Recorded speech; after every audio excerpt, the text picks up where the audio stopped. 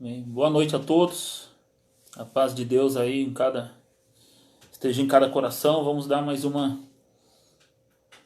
continuação no nosso estudo, né? Estamos mais uma vez aqui reunidos para estudarmos um pouco mais da palavra de Deus, e nós sabemos o quanto nós precisamos conhecer as Escrituras, né, para que venhamos ter uma vida baseada, enquadrada na palavra de Deus. Eu quero trazer a saudação e a paz aí para sua casa, sua família, né?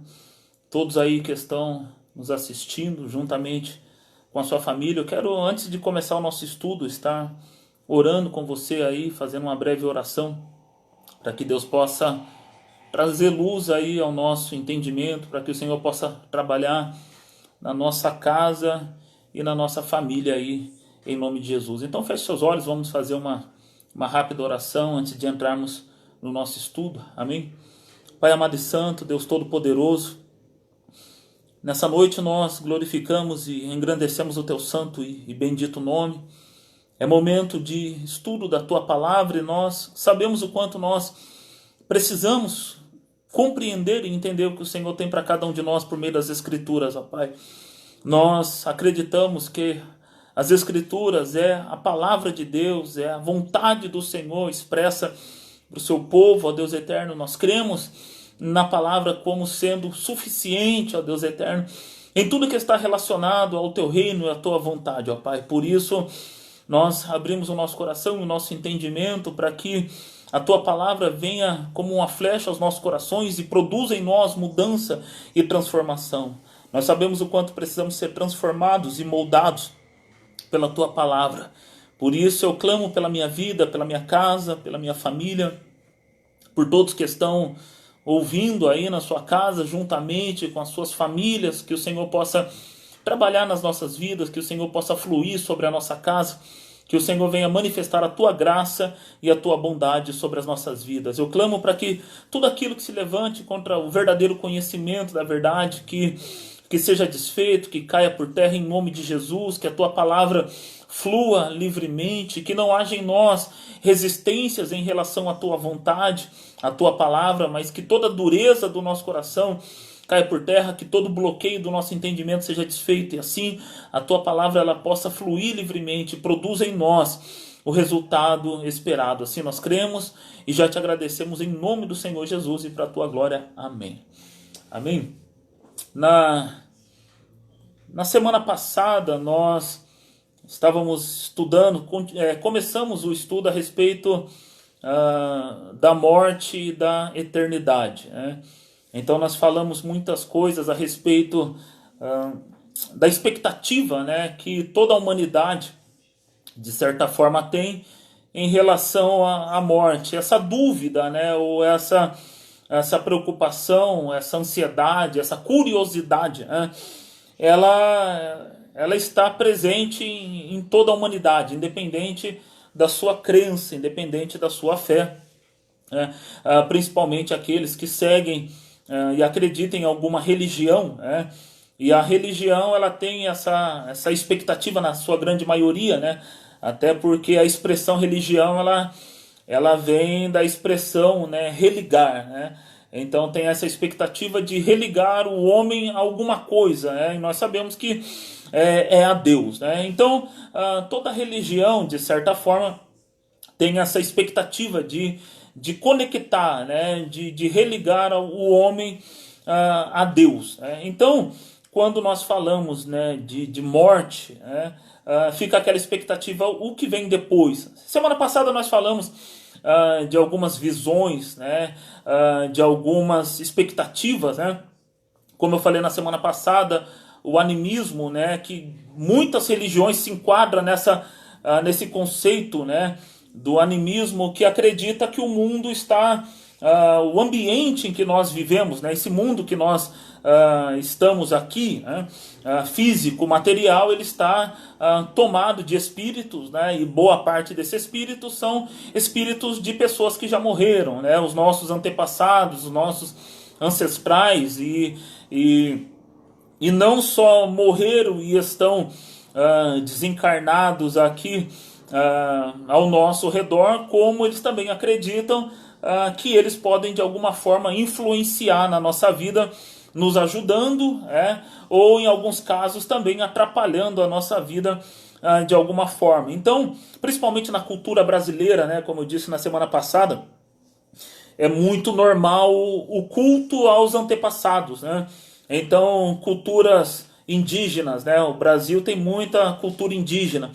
E os indígenas, eles acreditam que os seus pais, seus avós, se tornam seus guardiões, né?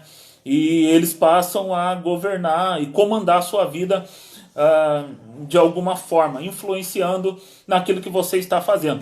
As religiões orientais, a grande maioria delas, acreditam também dessa forma, que aqueles que já não estão vivos aqui na Terra, eles de alguma forma se conectam com a gente, porque o seu espírito está ativo na Terra. Então essa pessoa morreu, mas o seu espírito fica aqui na Terra tentando te ajudar de alguma forma. Então muitas seitas orientais, religiões orientais, shintoísmo, eles acreditam, muitas religiões vindas do Egito, acreditam desta forma, da Índia, né? Muitas religiões que teve origem na Índia acreditam nessa conexão dos espíritos dos mortos com os vivos. E uma grande questão também dentro desse conceito, né, é que também os vivos conseguem de alguma forma influenciar aqueles que já morreram, né? Então, dentro desse conceito geral do animismo, né, que enquadra várias religiões, não só os espíritos das pessoas que morreram, eles conseguem influenciar, trabalhar na vida dos vivos, como também os vivos, né, as pessoas que estão vivas conseguem também orientar, ajudar ou influenciar nos espíritos das pessoas que morreram. Só para você ter uma ideia do que eu estou falando. Dentro da doutrina católica, um exemplo, tem a missa do sétimo dia. Isso todo mundo conhece. É muito usado na nossa cultura brasileira, porque o Brasil ainda é um predominante, religião católica. E você já ouviu falar com certeza da missa do sétimo dia. E aí você pode perguntar, por que os crentes não fazem, se também são cristãos, né? Então os católicos fazem a missa do sétimo dia e os protestantes, os crentes, os evangélicos não fazem, Por que essa diferença deles praticarem essa missa, a missa aos mortos, sétimo dia, um mês, um ano, e por aí vai? Porque eles acreditam que eles orando, acendendo as suas velas, fazendo as suas preces, as suas rezas, eles conseguem orientar ou ajudar para que o espírito do ente querido tome um rumo mais rápido e chegue no destino que Deus preparou para ele, Então, se ele está no caminho do purgatório, se ele já está lá, ou se ele está ainda em algum desses acessos, de algum desses caminhos, essa missa ela consegue orientá-lo, para que ele consiga chegar no seu destino. Uma orientação que nós protestantes não temos, E há essa divergência entre nós, e nós vamos entrar depois no conceito da escritura, Eu estou falando no conceito geral, e depois nós vamos partir para a palavra para termos uma noção do que a palavra de Deus nos orienta, Então, as religiões orientais, a grande maioria acredita no envolvimento de vivos com espíritos dos mortos. Muito da nossa cultura brasileira, se você for pegar as religiões de matrizes africanas, basicamente todas, eu não conheço nenhuma das religiões que teve origem no continente africano que não acredite no relacionamento de vivos com mortos.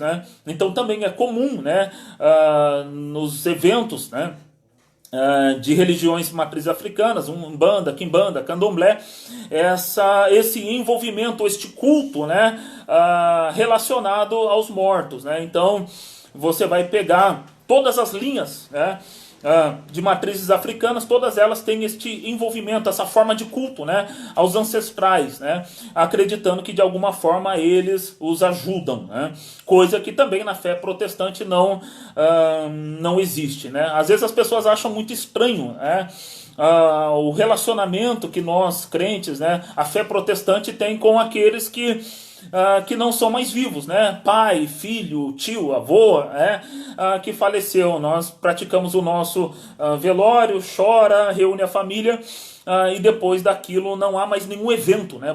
Fica a memória, fica a dor, mas não há nada oficial, nenhum nível de evento que a fé protestante ela faz para algum ente querido que já foi, né, para algum espírito ou para alguma coisa do tipo. Então isso às vezes soa estranho, né? As outras culturas, né, e a fé diferenciada da nossa, porque parece estranho, né?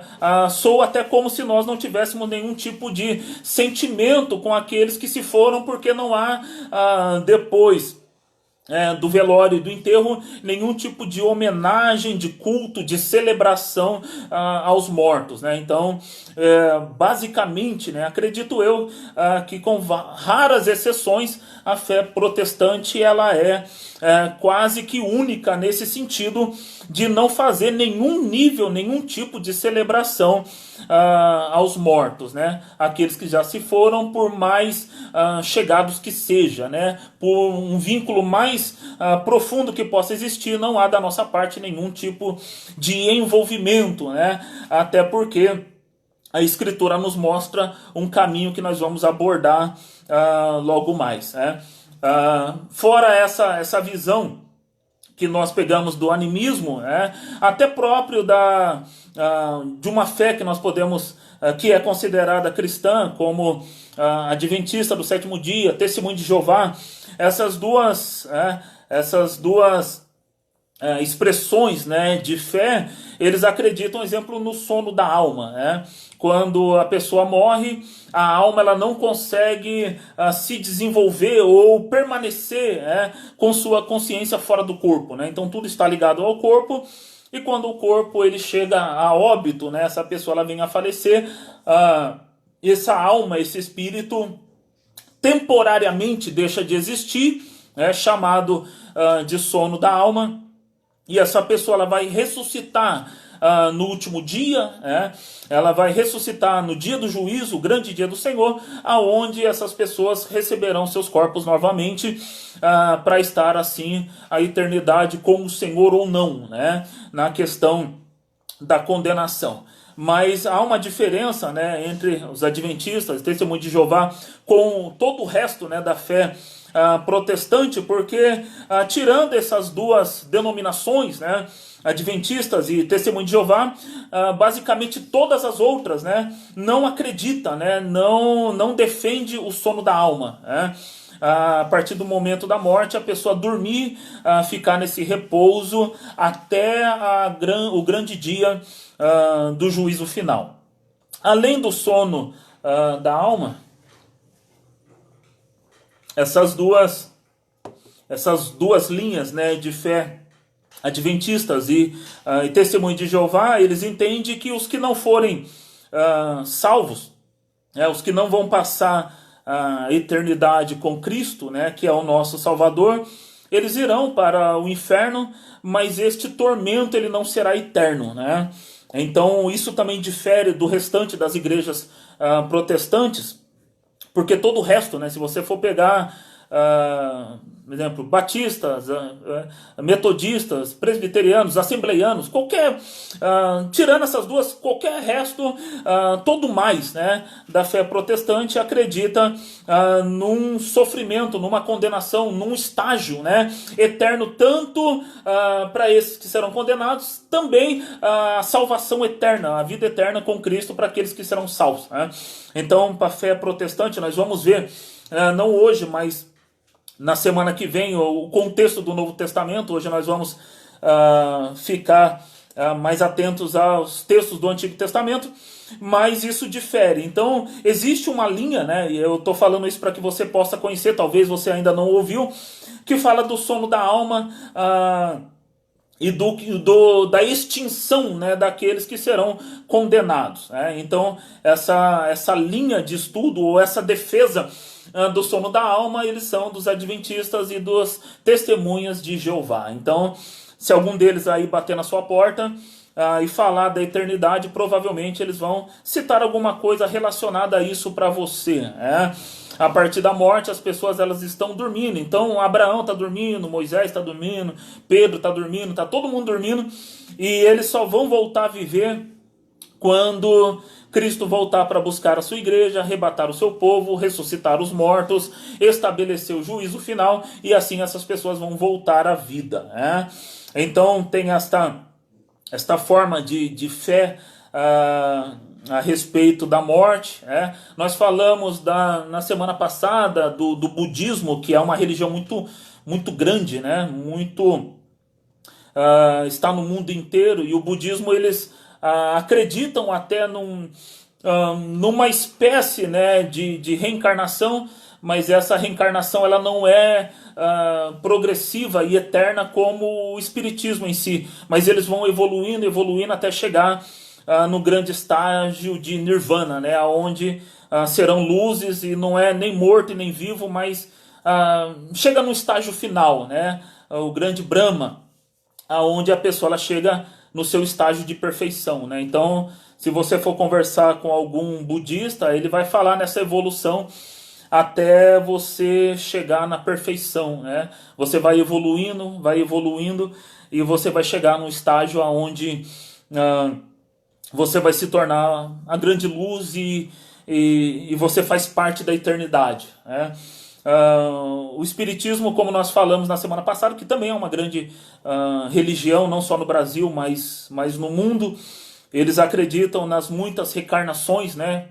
Variadas e eternas reencarnações, e essas reencarnações elas servem para vários sentidos, né? Como para evolução da pessoa, como na questão do karma, para pagar falhas e pecados, né, da vida anterior.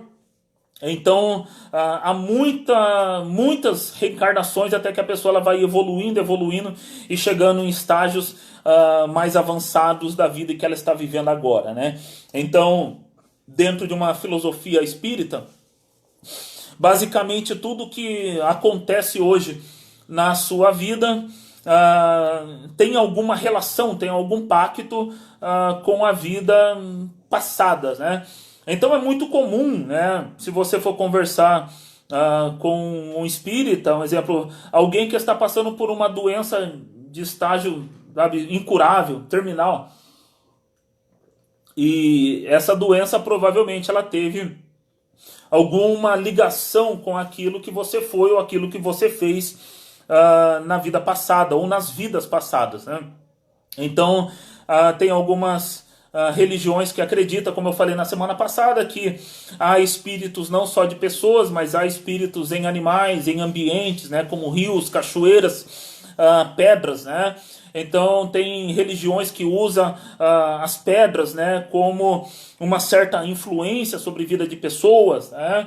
Religiões da nova era. Então há muitas expectativas em relação à vida ou o que vai acontecer, né, depois da morte. Falei na semana passada da questão da filosofia contemporânea e principalmente o ateísmo, né, que não acredita em nada daquilo que eu falei até agora, né? Nenhuma das religiões se encaixa no ateísmo filosófico, né, onde a pessoa acredita que tudo que ela vai alcançar é só nessa vida e morreu, acabou. Não há espírito, não há alma, não há continuação, não há nada que possa esperar depois da morte, né? E como eu falei na semana passada, a forma que você entende, né, o que acontece depois da morte, isso pode influenciar na sua vida, né? Como eu disse na semana passada, quem é do ateísmo ou de uma filosofia contemporânea, ela vai viver uma vida buscando as coisas simplesmente nessa terra, porque ela não tem expectativa da eternidade, né? Então, se a pessoa ela acredita dessa forma, ela não vai ter preocupação nenhuma com alguma coisa relacionada à pós-morte, né? Porque ela acredita que morreu, acabou. Então a vida dela vai ser completamente concentrada, né, nessa terra, em se divertir, aproveitar o mundo, aproveitar o máximo dessa vida, porque morreu, acabou. Quem tem uma fé espírita de reencarnação, ela acredita que as suas falhas dessa vida elas podem ser corrigidas na próxima, né? E se ela está passando por um grande sofrimento, é sinal que talvez na sua anterior ela teve algumas falhas graves e ela está passando por aquilo, e ela tem que passar por aquilo para que ela possa, assim, pagar nessa vida e evoluir numa próxima mais abundante. Por aí vai, né? Eu estava vendo um estudo, né? O que eu estou falando do espiritismo você pode até depois pesquisar na Sociedade Brasileira de Estudos Espíritas, né? Eu não estou falando coisa da minha cabeça, né? Eu estou falando do próprio site, principal site espírita brasileiro, né? CBEE, Sociedade Brasileira de Estudos Espíritas. Tem um estudo, né, que você pode pesquisar também, do padre Paulo Ricardo de Azevedo Júnior. Ele é muito conhecido, principalmente no YouTube. Ele tem quase aí 1 milhão de seguidores. O padre Paulo Ricardo, ele estava falando do conceito de morte. E ele acredita, né, como todo catolicismo, na questão do purgatório, coisa que os protestantes, nós de fé protestante, não acreditam, né? Então há uma grande divergência entre evangélicos e católicos a respeito da questão do purgatório, né? E ele, no seu estudo, você pode pesquisar depois, está disponível no YouTube. Ele faz um vasto estudo sobre o purgatório e ele fala nesta questão que as nossas pendências, né, da vida, elas serão pagas no purgatório. Então o purgatório, para a fé católica, ela é a grande esperança, né? Para nós, é o trabalho de Cristo na nossa vida enquanto vivos, né? Mas palavras do próprio padre Paulo Ricardo de Azevedo Júnior, ele fala que o purgatório, né, o lugar de purgar, de pagar, de expiar os seus pecados, é a grande esperança, né, da fé católica, porque é lá onde ele vai ser completamente purificado e os seus pecados serão todos perdoados, lavados, o coração será transformado, ou seja, o processo de transformação não será unicamente na vida, né? Mas ele será concretizado depois da morte, né? Essa é a fé católica que nós também não sustentamos. Então, para que nós não ficamos só nessa questão, fica aquela pergunta ao nosso coração: o que a palavra, né, de fato nos diz, né? Então, quando nós olhamos a respeito da morte, não só a morte, mas toda a nossa, o que rege a nossa vida, nós temos que trazer para a questão da palavra, das escrituras, né? O que a Bíblia de fato nos mostra, né? Nos sinaliza. E na semana passada nós lemos um texto de Hebreus, no capítulo 9, né? Que fala da morte e logo após a morte o juízo, né, de Deus. Então esse é o nosso conceito de fé, mas eu quero citar alguns textos, né, do Antigo Testamento para que nós venhamos ter uma consciência, ou pelo menos uma breve noção, né, do que o Antigo Testamento fala a respeito da vida e principalmente, né, da morte, o que vem depois. E na semana que vem nós vamos concluir esse estudo com o Novo Testamento, doutrina de Paulo e tudo que Jesus também ensinou a respeito da morte e o que vem depois, né? Esse conceito da morte, essa expectativa de morte, ela está muito bem identificada, né, na Escritura, e ela tem uma origem, né? No livro do Gênesis, no capítulo 2 de Gênesis, um texto muito conhecido, no versículo 17, o texto diz assim: mas da árvore da ciência do bem e do mal, dela não comerás, porque no dia em que dela comerdes, certamente morrerás, né? Então havia o jardim, né, todos nós conhecemos, independente aí da sua fé, você conhece o texto, Deus está falando com o homem lá no jardim da árvore, né, da ciência, do conhecimento do bem e do mal. E ele diz assim: não comerás, dela você não coma, porque no dia em que dela comerdes, certamente morrerá. E nós sabemos que esta morte, ou essa desobediência aconteceu. O homem ali no jardim, ele comeu deste fruto e consequentemente veio a morte. É claro que essa morte ela veio no primeiro, né, no primeiro contexto, no primeiro ambiente, a morte espiritual, separação do homem com Deus. Se nós continuarmos lendo o texto do Gênesis, o texto vai falar que o homem comeu, percebeu que estava nu, e quando ouviu a voz de Deus, ele se escondeu, porque ele não tinha mais condições de estar diante do Senhor. Antes ele estava nu, não se envergonhava, não havia o conhecimento do mal, não havia o envolvimento com o mal, e quando ele desobedece à ordem de Deus, consequentemente veio o pecado, e com o pecado veio a morte. Então isso fica muito claro quando nós chegarmos na semana que vem, que nós vamos entrar no conceito do Novo Testamento, as palavras de Jesus, né? E principalmente as doutrinas do apóstolo Paulo. Isso vai ficar muito mais claro, né, no nosso conceito, principalmente quando nós abordarmos textos, né, do livro de Romanos.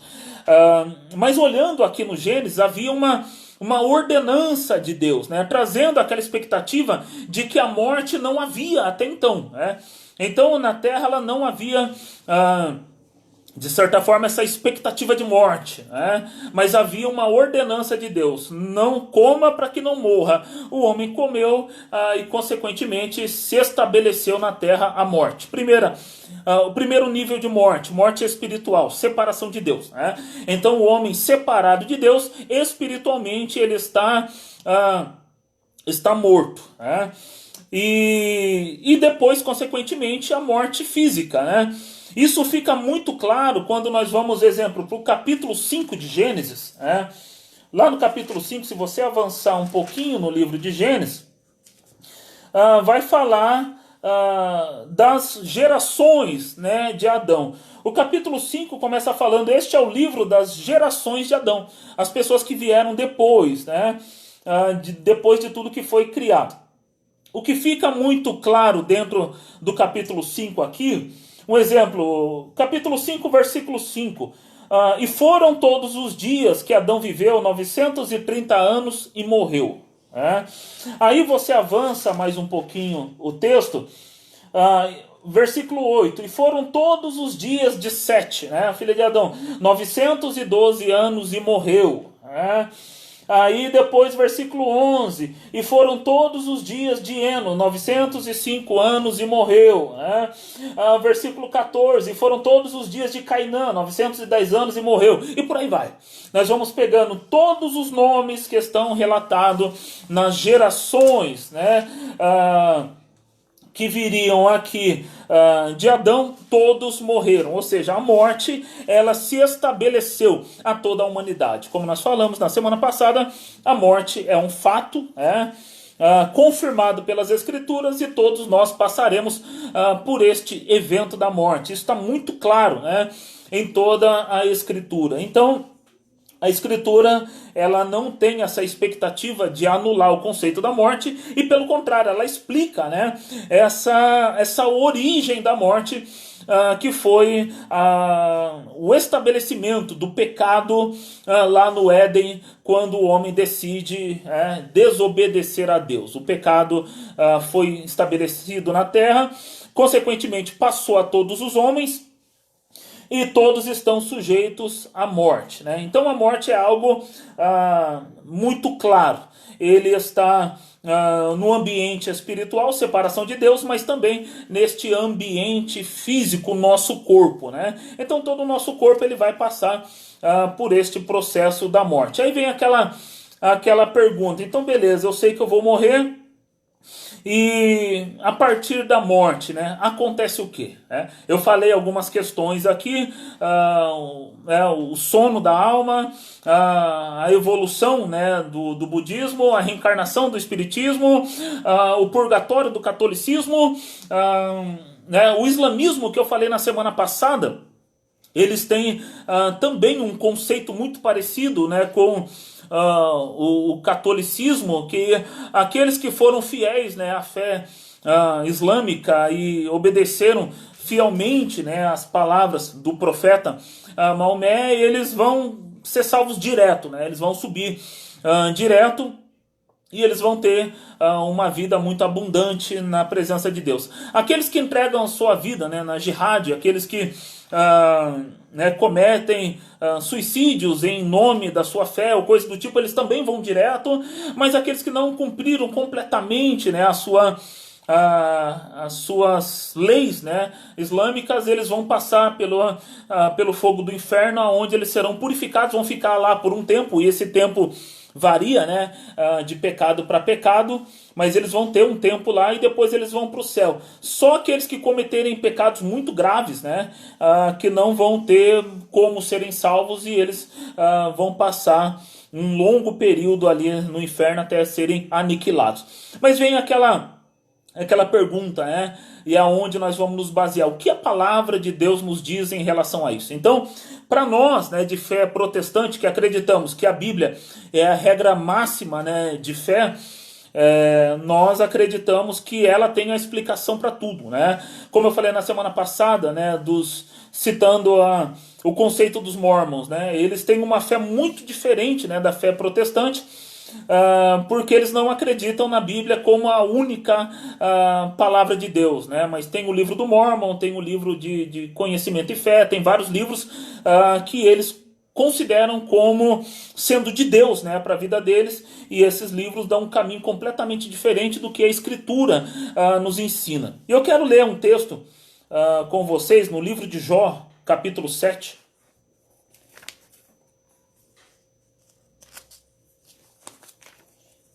Livro de Jó, capítulo 7. E nós vamos ler o versículo 9 e 10. Né? Versículo 9 e 10. O texto diz assim, Jó 7, versículo 9 e 10. Tal como a nuvem se desfaz e passa, aquele que desce à sepultura nunca tornará a subir, nunca mais tornará sua casa, nem o seu lugar jamais o conhecerá. Então, segura aí dentro desse texto. Às vezes você pode ter algum amigo espírita, ou talvez você que está assistindo seja, né? Eu tenho amigos conhecidos que são espíritas, assim como católicos, e nós temos sempre um bom relacionamento. A minha expectativa aqui nesse estudo não é confrontar a fé de ninguém, mas, um exemplo, se algum amigo seu espírita, né, perguntar por que você não crê no espiritismo ou na reencarnação, né, como eu, né? Se algum amigo espírita perguntar isso para você, né, eu sou espírita e por que você não acredita na minha doutrina da reencarnação, né, que eu possa voltar numa próxima vida, ou que eu já sou, né, o efeito de uma vida anterior, né?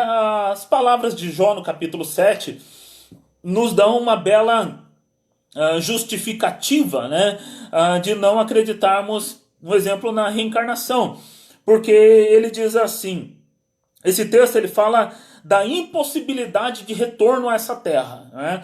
Isso fica bem claro, ele usa uma alegoria, ele fala assim, tal como a nuvem se desfaz e passa, né? Então você vê uma nuvem no céu, você está observando, ela está ali formadinha, daqui a pouco começa a vir um vento, ela vai se dispersando e acaba. Ele fala que assim é a nossa vida, né? Tal como a nuvem se desfaz e passa, aquele que desce à sepultura, né? Quando a nuvem se desfez, acabou aquela nuvem. Ele está dizendo aqui, aquele que desce à sepultura nunca tornará a subir. Então, o que Jó está colocando aqui, se você for pegar todo o capítulo 7, você vai perceber que Jó ele já estava tomado de lepra, ele estava muito doente, estava muito enfermo, o seu corpo tomado por aquela enfermidade. Ele estava observando que provavelmente aquilo seria o final da sua vida e que ele seria morto. E ele diz que aquele que desce à sepultura nunca tornará a subir. Nunca. Acabou. Desceu à sepultura, não sobe. Nunca mais tornará sua casa. Eu estava estudando sobre a doutrina espírita, e dentro, né, desse site que eu disse para você, Sociedade Brasileira de Estudos Espíritas, e também tem um médium que ele é muito conhecido no Brasil, João Bidu, né, talvez você já tenha ouvido falar nele, porque boa parte desses horóscopos e coisas que são colocadas em livros e jornais vem dele, né? Ele coloca como possibilidade você voltar até mesmo na mesma família.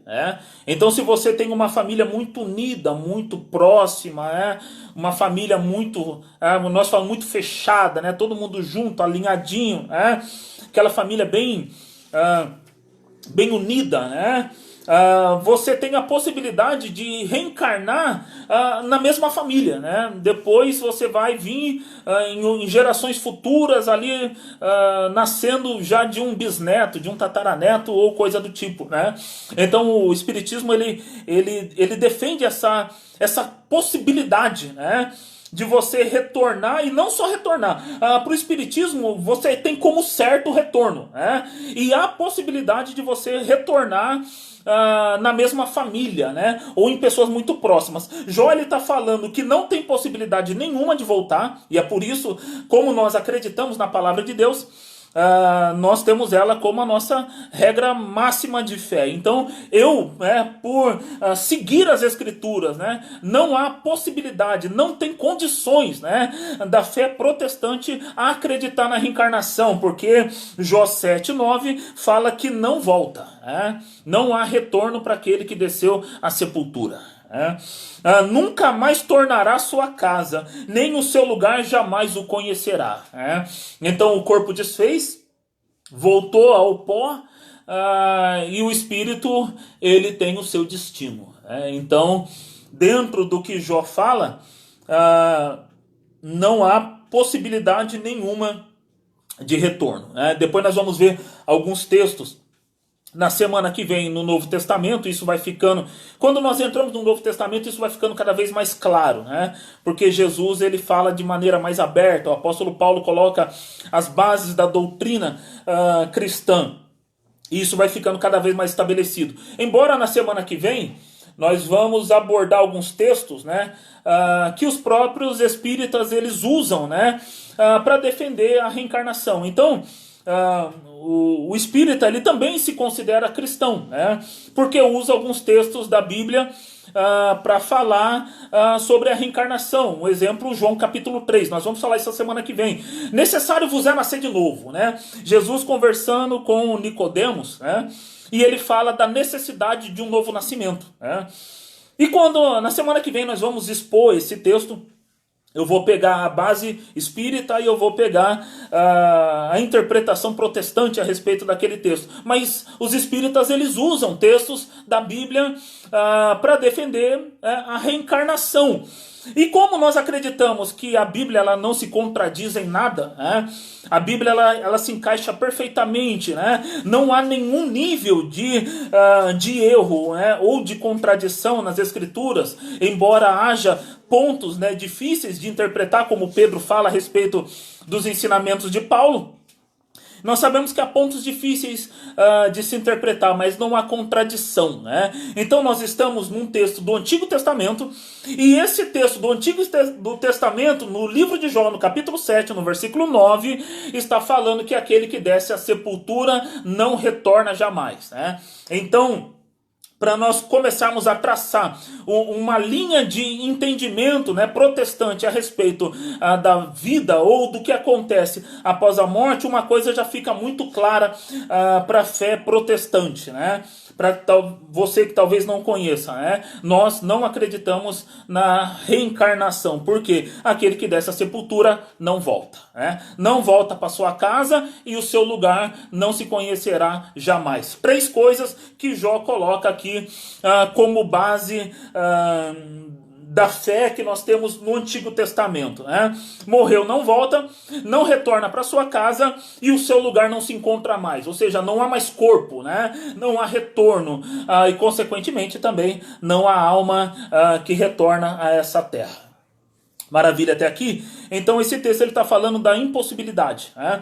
Um pouco mais à frente também no livro de Jó, às vezes pode ficar aquela dúvida, né? Então morreu, não volta. Se não volta, vai para onde? Né? Ou, pegando o conceito filosófico, ateísta, né? Como eu falei na semana passada, então acabou, não tem mais nada, não existe, a pessoa se desfez, né? Não há nada mais que reste daquela pessoa. Sim, né? Porque o próprio Jó, no capítulo 19, né? Você pode ir marcando aí para depois você ler na sua casa com mais calma. No Jó 19, versículo 25 e 26, ele fala da esperança da salvação. Ele fala assim, porque eu sei que o meu Redentor vive. Esse texto é muito conhecido. E que por fim se levantará sobre a terra, e depois de consumida a minha pele, ainda destruída a minha carne, verei a Deus. Algumas traduções diz assim, né, no versículo 26, e depois de consumida a minha pele, ainda em minha carne, verei a Deus. Se você for pegar as traduções mais antigas, né, eu tenho uma versão aqui da King James, que é uma das mais antigas, né, usadas hoje em todo o mundo, né? Ele diz assim, e depois de consumida a minha carne e ainda destruída, né? Depois de consumida a minha pele e ainda destruída a minha carne, eu verei a Deus. O que ele estava dizendo? Mesmo depois da minha morte, né? Ele estava observando toda aquela doença que estava nele, aquela lepra que pegou todo o seu corpo. No desenvolvimento do livro de Jó, dá a entender que ele não tinha expectativa de cura, né? No seu entendimento, ele iria morrer. Só que ele fala assim, depois de consumida a minha pele, depois de acabado com o meu corpo, ou seja, depois de eu morrer, eu vou ver Deus. Então Jó, ele tinha uma esperança de salvação, ele tinha uma expectativa. É muito provável, e isso vai ficando muito claro quando nós vamos lendo o livro de Jó, que ele não sabia como aquilo se processava, né? Como era o processo de salvação. Mas a palavra fala que ele era um homem reto, temente a Deus, se desviava do mal. Ele era um homem que buscava a Deus dentro do que ele conhecia, né? A nível de buscar a Deus, ele estava buscando. Só que ele não tinha muito entendimento a respeito da questão da morte, mas uma coisa estava muito clara nele, depois da minha morte, depois que tudo for consumido no meu corpo, eu verei a Deus. Então o Antigo Testamento, ele nos dá, não só esse texto, mas vários outros que nós vamos ver aqui, que nos traz essa expectativa de ver Deus, né, de ter uma eternidade, ou da continuação do nosso ser a partir da morte. Né? Uma coisa que fica muito clara no Antigo Testamento, e também no Novo, é que o corpo se desfaz, o corpo acaba. Né? E isso não é ponto de debate em nenhuma religião praticamente, porque todo mundo acredita que esse corpo, matéria, que ele vai desfazer. A grande questão é o que vem depois, né? E aí Jó, ele fala, depois de consumido todo o meu corpo, depois de acabar com este corpo, que no caso dele ele estava desfazendo, né? O corpo de Jó ali estava esfarelando, né? Estava sendo completamente destruído. Ele falou, eu vou ver Deus, ou seja, eu posso morrer, mas depois da minha morte eu vou ver ao Senhor, eu vou ver Deus. E essa é a fé. A fé protestante, ela parte deste princípio. A partir do momento da minha morte, eu verei a Deus. Né? Ainda nesse entendimento de uma continuação, né, do nosso espírito, algumas versões do Antigo Testamento da nossa alma, né, ou a alma, o espírito, Davi, ele declara no Salmo 16, né? Você pode estar marcando aí para você ler com calma. Salmo 16, versículo 10. Pois não deixará a minha alma no inferno e nem permitirá que o teu santo veja corrupção. Esse texto é claro. Ele estava fazendo uma palavra profética, né? Uma profecia a respeito de Cristo que haveria de vir, mas Davi, ele estava falando também dele, né? Que na ocasião da sua morte, né? Deus não deixaria a sua alma no inferno. O inferno aqui né? Ou o Sheol, ele está falando do lugar dos mortos, né? Então as traduções mais antigas para o Salmo 16, ele não está falando do inferno no contexto de condenação, de sofrimento, mas Davi estava dizendo: o Senhor não vai me deixar no lugar dos mortos, num ambiente onde não há vida. Pelo contrário, ele fala: não permitirá que o teu santo veja corrupção. É claro que ele não estava falando do corpo, que o corpo iria ser desfeito, mas ele estava falando do seu espírito, da sua alma, da sua essência espiritual. Então Jó, no capítulo 19, ele fala lá no versículo 25 e 26 que depois da sua morte ele veria o Senhor.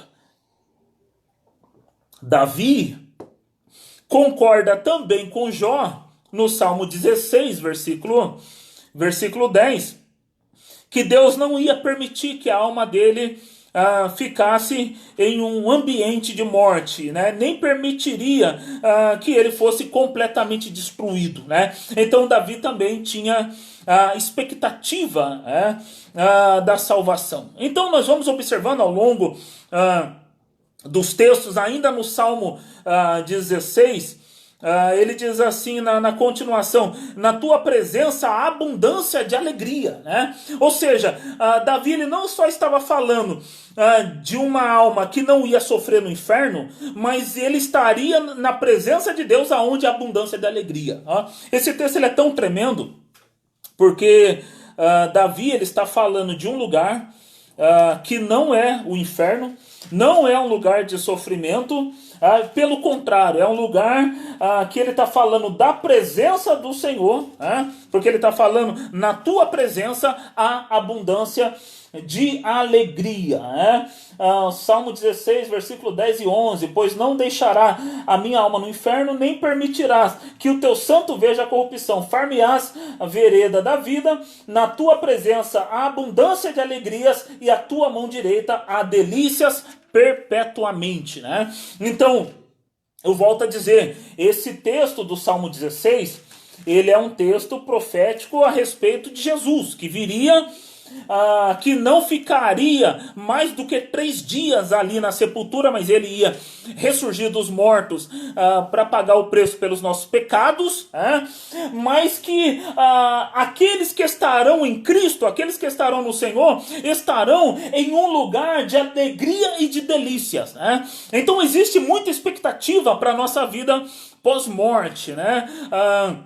O Fernando, ele usou aqui, ele está fazendo um comentário do texto que nós lemos na semana passada, né? O Hebreus 9:27: está destinado ao homem morrer uma vez, depois disso segue o juízo, o texto base do nosso estudo que iniciou na semana passada. Muito bem, Fernando, esse texto é tremendo, nós partimos dele, o homem está destinado a morrer uma vez, depois disso segue o juízo, pegando o texto de Hebreus 9:27 e comparando ele com o Salmo 16, versículo 10 e 11, que nós estamos lendo aqui, o texto de Davi, esses dois textos, eles se encaixam perfeitamente, o Salmo 16 e o Hebreus 9:27 que o Fernando colocou, porque Davi falou: o Senhor não deixará minha alma no inferno, nem permitirá que o teu santo veja corrupção. Do que ele está falando?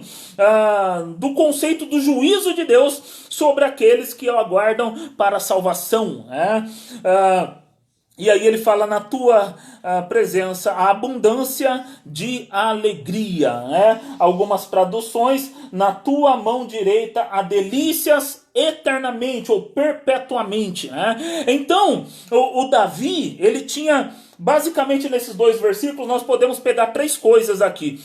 Existe a condição do inferno, existe a condição, a expectativa da salvação, e uma salvação ou uma vida pós-morte que é eterna, porque ele fala: na sua mão direita há delícias eternamente. Então Davi, lá no Antigo Testamento, ele já tinha a expectativa da eternidade, de uma condição de vida eterna. Então, essa expectativa de vida eterna é a expectativa da fé protestante, Então, Davi, ele é o nosso ensinador, né? Assim como Jó, e nós vamos pegando vários textos do Antigo Testamento, né? E que nós vamos vendo desde o Antigo Testamento essa expectativa, né?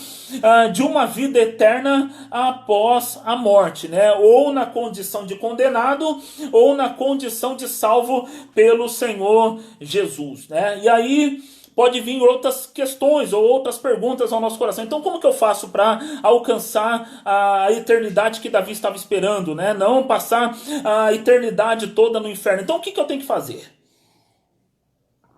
Alguns pontos aqui nós vamos começar a tratar, e na semana que vem nós vamos dar o resultado, ou nós vamos tentar finalizar esse estudo, né? Lembrando que hoje nós não estamos passando aqui de textos do Antigo Testamento, para que na semana que vem a gente venha se aprofundar mais na questão do Novo, né? Mas aí fica aquela pergunta, então. Nós já sabemos que a pessoa morreu, não volta, né? Então não acreditamos na reencarnação, mas existe uma expectativa de vida após morte, né? Que Jó acredita e ensinou, que Davi ensinou, e aí nós perguntamos, então como que eu alcanço essa eternidade com Deus, né? Eu quero passar minha eternidade com o Senhor. Talvez essa seja a sua expectativa, né? Se você quer passar a eternidade com o Senhor, eu estava vendo um estudo, né? E eu achei aquilo, né, lamentável, dentro das pesquisas que eu estava fazendo sobre a questão, né, do espiritismo, o purgatório, né? E teve uma certa pessoa que ela falou que passou, né, pela questão do purgatório, né? Acreditando na sua reencarnação. Ele reencarnou e passou um tempinho lá, um certo tempo no purgatório. E ele falou que o purgatório era bom, que até hoje ele não encontrou um lugar tão bom como aquele que ele estava passando na questão do purgatório. Mas a grande questão é assim, se eu sei que vai ter alguma coisa, né, e depois da morte isso é eterno, ou seja, eu vou ter um destino eterno, né, depois da minha morte, e todos nós queremos passar a eternidade com Deus. Então, o que eu tenho que fazer, né? Qual é o caminho, né? Quais são os meus passos, né? Como que eu tenho que conduzir a minha vida para que depois da minha morte eu tenha um bom destino? E nós, de fé protestante, né? Conhecendo as Escrituras e identificando que ela é a verdade de Deus para a nossa vida, e a palavra de Deus, ela nos diz isso. Então fica aquela pergunta, então o que eu tenho que fazer? Ainda no Antigo Testamento, no Salmo 49... eu quero que você leia comigo, deixa eu ver a hora, para nós já encerrarmos. Salmo 49, versículo 7 e versículo 8. O texto diz assim, Salmo 49, versículo 7 e 8. Nenhum deles, né, de modo algum, pode remir a seu irmão ou dar a Deus o resgate dele, pois a redenção da sua alma é caríssima e seus recursos se esgotariam antes. Olha que texto tremendo, né? O salmista dizendo aqui, é um salmo os filhos de Corá, ele está dizendo aqui, ele está falando da vaidade dos bens, né? Daqueles que acreditam nos seus recursos, né? Nas suas riquezas, nos seus bens. E isso infelizmente acontece nos nossos dias, né? Tem pessoas que têm tanto recurso, tanto bem, né? Tanta ferramenta humana, tanto dinheiro, né? Tanto prestígio, tanta fama, tudo que o mundo busca, que ele chega na conclusão que ele não precisa de Deus para nada, né? Que não tem nenhuma necessidade de buscar a Deus. Mas a grande questão não é o que acontece unicamente nessa vida, mas é o que vem depois dela, né? Que é o que nós estamos abordando, né? O que vem depois da morte, né? A eternidade. Aí ele diz assim, aqueles que confiam na sua fazenda, né? No seu recurso, nas suas riquezas, ele está dizendo aqui, que é no versículo 6. Nenhum deles de modo algum pode remir o seu irmão, né? Ou dar a Deus o resgate dele, né? Resgatar o seu irmão. Ninguém consegue salvar alguém, né? Ninguém consegue trazer salvação para outros, né? Salvar uma vida. Um homem não pode salvar outro homem. Consequentemente, eu também não posso salvar a minha própria vida, né? Eu sou incapaz de salvar a mim mesmo. Eu sou incapaz de salvar a minha família. Eu sou incapaz de salvar a minha filha. Eu sou incapaz de salvar o meu pai, minha mãe, seja lá quem for. Porque o texto fala que os nossos recursos se esgotariam antes, né? Ou seja, o que a Bíblia nos mostra, né? Tanto no Antigo como no Novo Testamento? Nós não conseguimos alcançar a eternidade com Deus, nós não conseguimos alcançar uma vida com o Senhor por esforço próprio, né? Então, eu estava, como eu falei para vocês, eu estava vendo um estudo do padre Paulo Ricardo de Azevedo Júnior, né? E ele estava falando nessa questão do purgatório, né? Que o purgatório ele é essencial para a fé católica, ele é extremamente importante, porque é lá que vai terminar de pagar os pecados. Então eles podem, os pecados cometidos, né, dentro de um conceito católico, eles começam a ser pagos aqui em vida por meio das penitências, né, aonde você vai se arrependendo dos seus pecados, você vai tendo uma vida piedosa, você vai tendo uma vida de caridade. Tudo isso é claro que é extremamente importante. E todos nós temos que ter uma vida assim. Nesse ponto eu concordo, né, com o padre. Mas ele diz que nós só vamos pagar de fato, né? Nós só vamos conseguir concluir o nosso processo de purificação pagando nós mesmos o preço pelos nossos pecados, quando nós estivermos purgando, né? Pagando esses pecados na ocasião do purgatório. Por isso que ele é tão importante, porque é lá aonde vai ser completamente concluído, né, o processo de pagamento pelos nossos pecados. Então Cristo pagou o preço pelos pecados na cruz, mas ainda há uma boa parte, né, desses pecados que eu vou ter que pagar na ocasião do meu purgatório. Só que a Bíblia, ela usa uma expressão interessante, que além de eu não conseguir pagar o preço de redenção, ou seja, eu não consigo pagar, eu não consigo resgatar a mim mesmo e nem a outras pessoas, e eu nem tenho recurso para isso, né? Então não existe recursos humanos para salvar a si mesmo, né?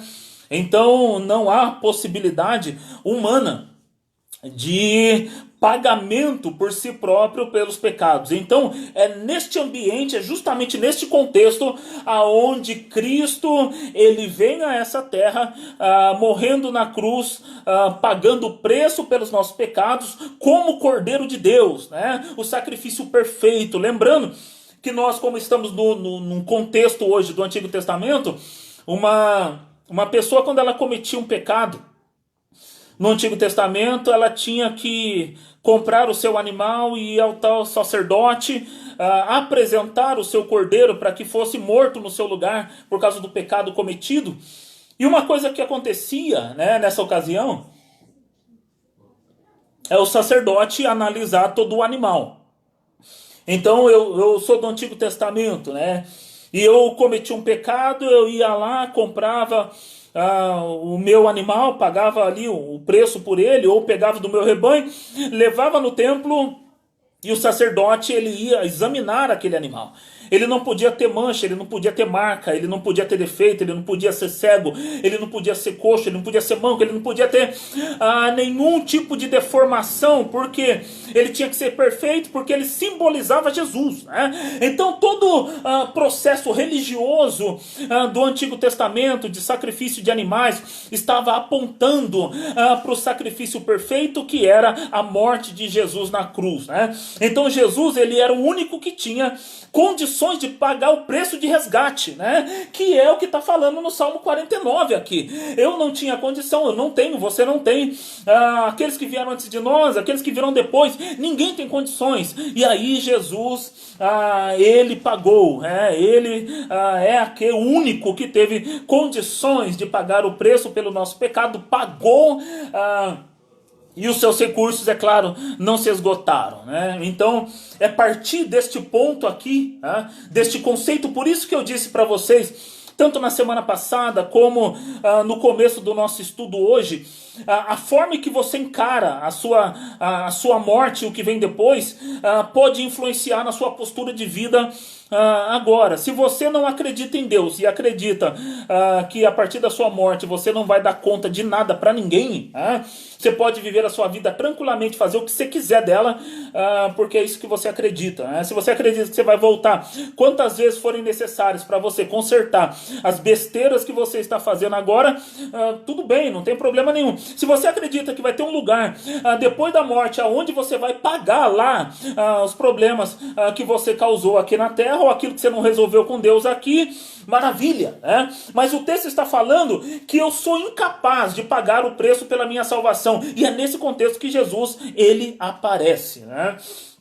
Então, o Antigo Testamento, ele nos dá muita base para nós traçarmos aqui uma linha de entendimento e de fé a respeito da eternidade. Ainda no Antigo Testamento, se você pegar o texto de Isaías, capítulo 24, versículo 17, ele fala de um lugar de condenação, né? O temor e a cova e o laço vem sobre ti, ó morador da terra. Ali naquele contexto, ele está falando do conceito de condenação, versículo 18 de Isaías 24. E será que aquele que fugir da voz do temor cairá na cova, e se subir da cova o laço o prenderá.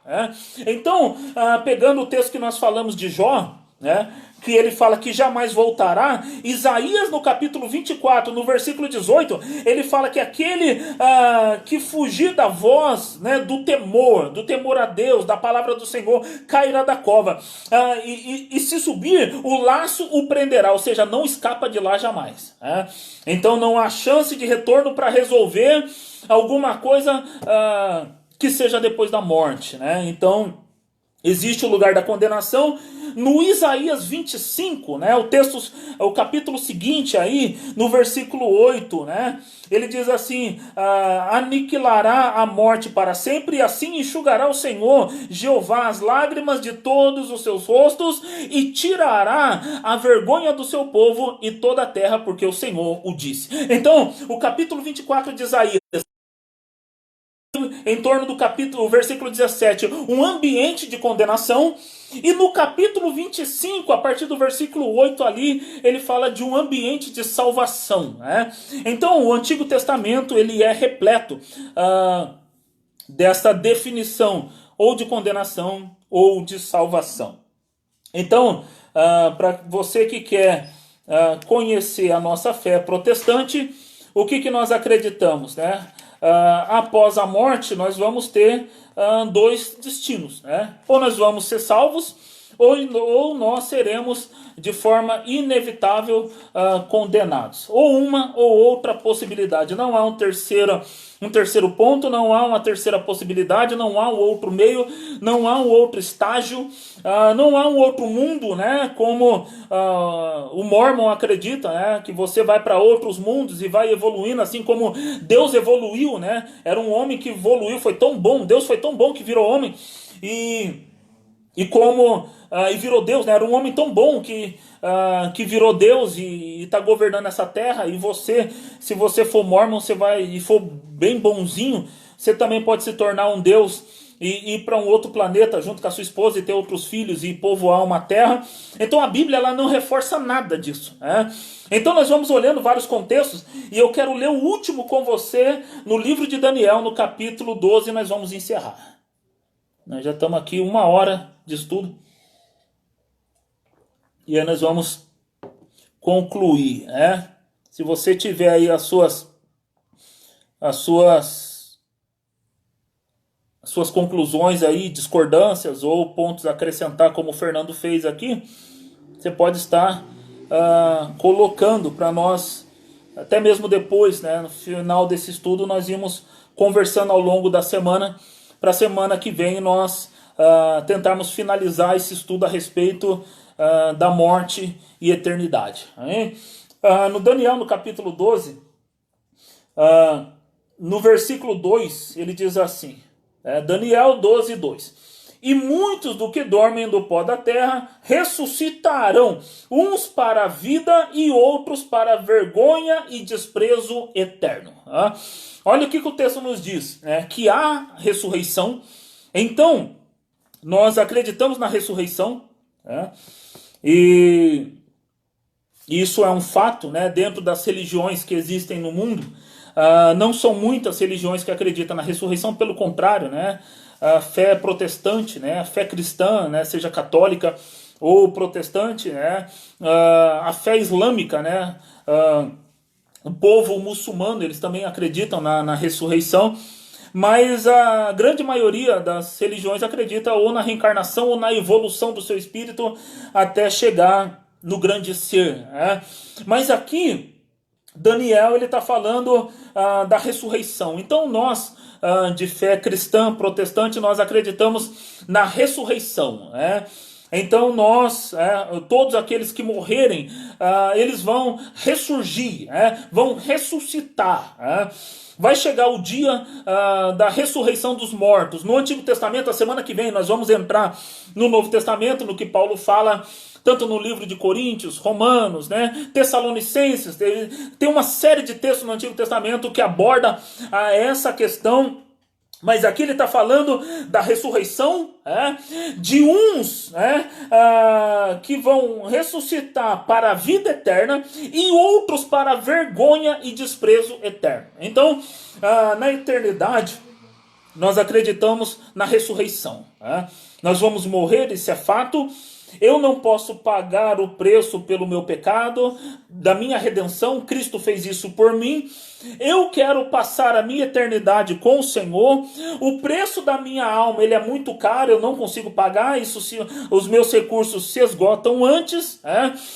Isaías, ele fala de um lugar de sofrimento, depois ele fala de um lugar de amor, aonde o Senhor enxuga todas as lágrimas, acaba com o sofrimento.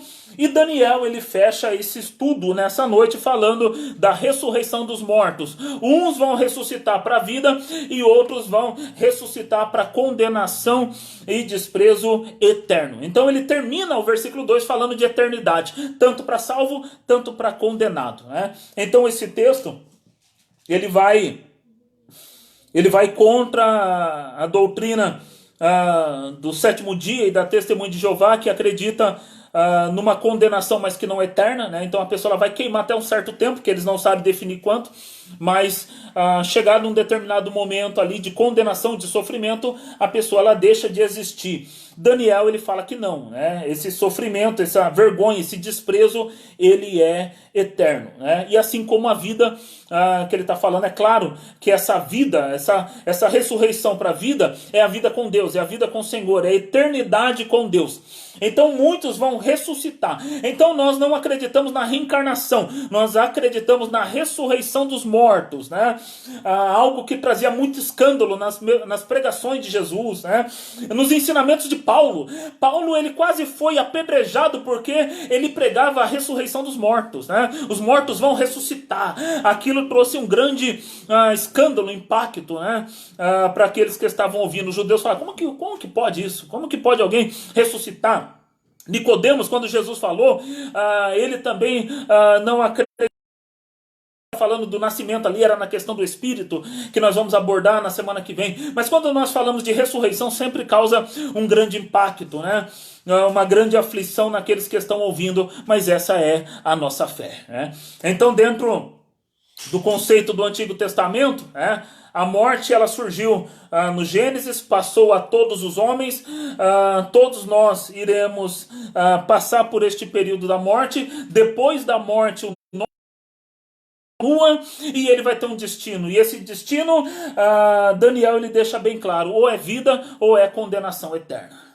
Então Jó ele fala que ninguém volta, então nós descartamos, como eu já disse, eu tenho amigos espíritas, católicos, respeito todos eles, mas como fé não acredito nem no purgatório, nem na reencarnação, nem em outras vidas, nem evolução. Acreditamos na ressurreição dos mortos e uma vida eterna com o Senhor Jesus. Amém? Quero deixar aqui, vamos finalizar esse estudo, Se você não pegou o começo dele, está disponível aí, foi na semana passada. Também na sexta-feira você vai encontrar no Facebook ou no YouTube. E a semana que vem nós vamos continuar a partir de onde nós paramos aqui, abordando os conceitos do Novo Testamento, né? Então nós vamos pegar as palavras de Jesus como base, e se der tempo, nós vamos pegar doutrina de Paulo, de Pedro e tudo que tem mais aí para cada um de nós. Amém? Quero deixar esta palavra, peço desculpa se ofendi a fé de alguém, essa nunca é a nossa intenção. Quero agradecer aí por cada vida que está nos acompanhando aí, grandes amigos, né? Cristiano, Daniel Ferreira, Jonathan, Elídio, Fernando, né? Fernando, um grande homem de Deus aí, profundo conhecedor das Escrituras, né? Josias, mais conhecido como Josias Tocha de Fogo, lá da GM, Ricardo e por aí vai, né? Denis, Andréia, grandes amigos, que Deus possa abençoá-los aí abundantemente, né? E na semana que vem nós estaremos juntos aí na conclusão deste estudo. Amém? Vamos orar agradecendo ao Senhor e Deus possa os abençoar em nome do Senhor Jesus. Amém? Aleluia. Deus amado e santo, Pai bendito, quero te agradecer por este momento em que nós da tua vontade, do teu querer, que o Senhor continue ministrando aos nossos corações, nos ensinando a tua palavra, que nós venhamos ter uma vida baseada nas Escrituras, respaldada pela tua palavra, que nós venhamos viver a tua palavra, não sermos meramente ouvintes, mas praticantes das Escrituras, ó Deus eterno, que nós venhamos colocar, aplicar na nossa vida, na nossa mente, no nosso coração, a expectativa da eternidade, que o nosso coração venha se encher de alegria por essa expectativa de, enquanto estamos vivendo aqui nessa terra, como o apóstolo Paulo disse, estamos ausentes do Senhor, mas a partir do momento da nossa partida aqui desta terra, estaremos para sempre contigo, ó Pai. Esta é a nossa convicção, é a nossa alegria, a nossa esperança, está a eternidade com o Senhor Jesus, ó Pai. É isso que nós cremos, é nisso que nós aguardamos e esperamos, ó Pai. Coloco cada vida que esteve aqui conosco nas tuas mãos, cada casa, cada família, que o Senhor esteja abençoando, guardando, livrando de todo mal, manifestando graça, bondade e salvação. Este é o desejo do nosso coração e nós colocamos diante de ti, em nome do Senhor Jesus e para a tua glória. Amém. Amém? Deus os abençoe. Até a semana que vem, em nome do Senhor Jesus, e deixa aí os seus comentários. Deus os abençoe.